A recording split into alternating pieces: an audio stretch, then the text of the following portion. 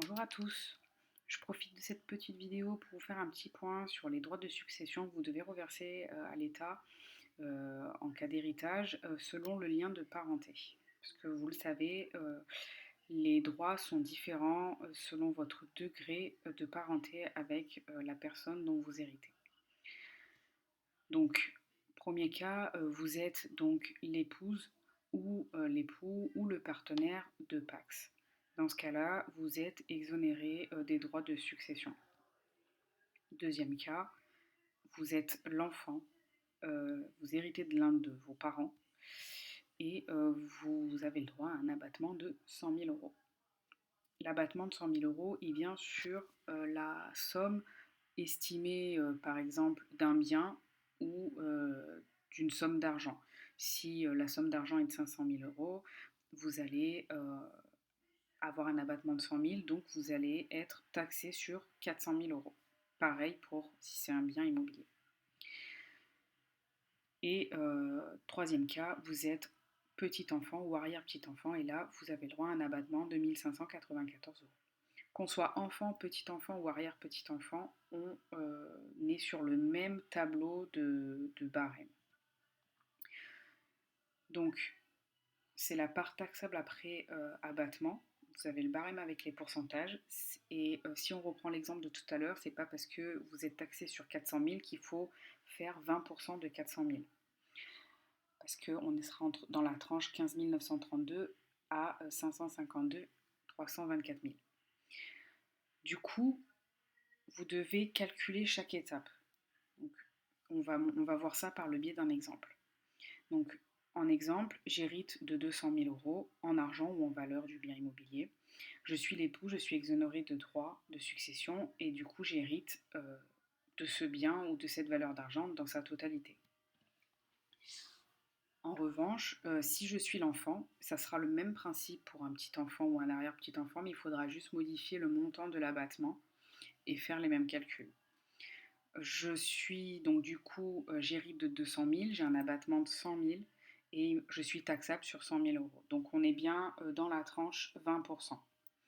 Il va falloir que je calcule donc 5% de 8 072 euros qui nous donnera 403,60 euros.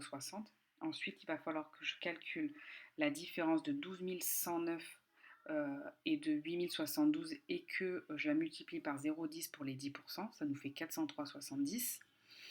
Pareil pour l'étape d'en dessous qu'on multipliera par 0,15 pour les 15%, ça nous donnera 483,45.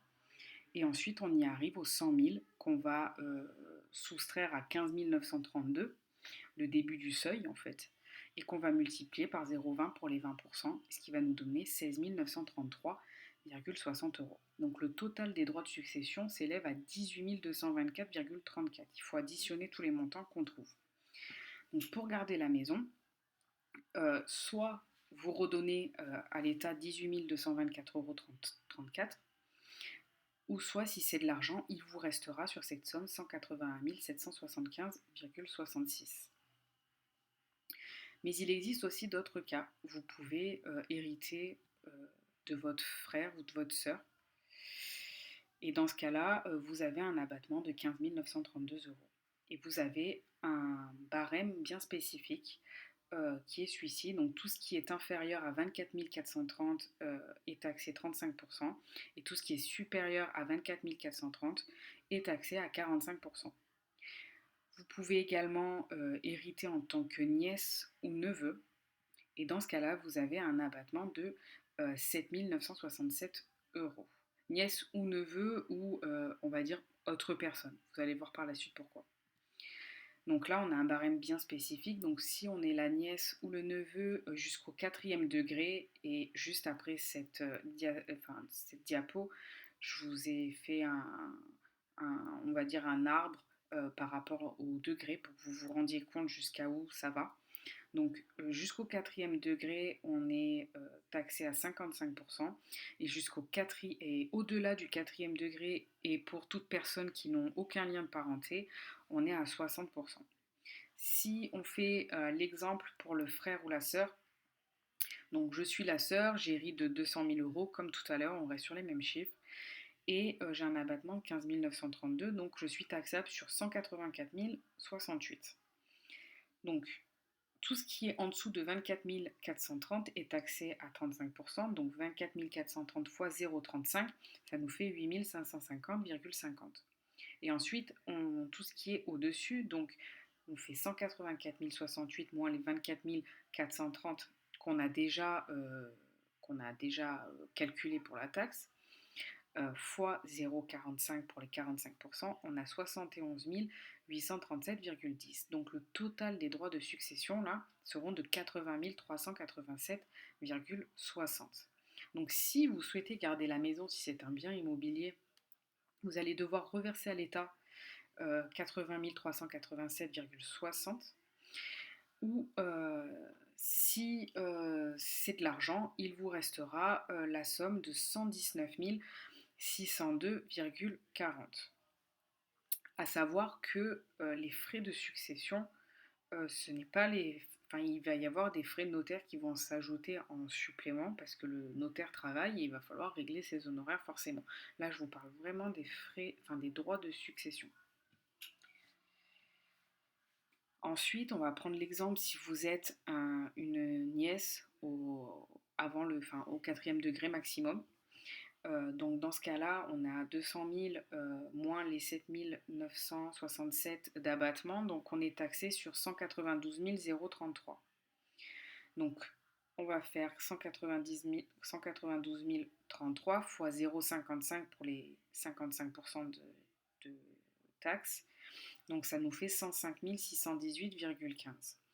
Donc ça veut dire que si vous souhaitez garder cette maison, il va falloir que vous reversiez 105 618,15 à l'État, ou si c'est de l'argent, il vous restera 94 381,85. Imaginons que vous êtes au-delà des 4e degrés où vous n'avez aucun lien de parenté. Là, j'ai pris un exemple d'aucun lien de parenté, c'est pareil. Donc je suis concubin, mais sans mariage et sans pax. Et j'ai acheté une maison, où j'hérite de cette personne, de mon concubin, de 200 000 euros. Donc j'ai l'abattement et du coup je suis taxable pareil sur 192 033. Cette somme-là, on va la multiplier par 60%, donc j'ai une taxe de 115 219,80 euros. C'est le total des droits de succession. Si je veux garder la maison dans laquelle je vis, il va falloir que je reverse ça à l'État. Ou sinon, si c'est de l'argent, il me restera 84 780,20. Donc, ça c'est pour les exemples et vous expliquer comment les calculs sont faits lors d'une succession. Donc pour ce qui est des liens de parenté, les degrés de parenté, donc je vous ai mis en orange la personne étudiée, donc vous par exemple, et le chiffre devant chaque terme, ça concerne le degré. Donc vos parents, premier degré, frères, sœurs, c'est 2e degré, vos frères et vos sœurs, vos neveux directs, 3e degré, et les enfants de vos neveux, 4e degré. Donc on s'arrête là au fameux 4e degré de tout à l'heure qu'on a vu dans le tableau voilà, dans le tableau qui est là pour la taxation jusqu'au 4e degré. Voilà, j'espère que cette vidéo vous a aidé. N'hésitez pas à commenter pour d'autres vidéos, d'autres thèmes que je peux aborder et essayer de vous expliquer. Bonne soirée.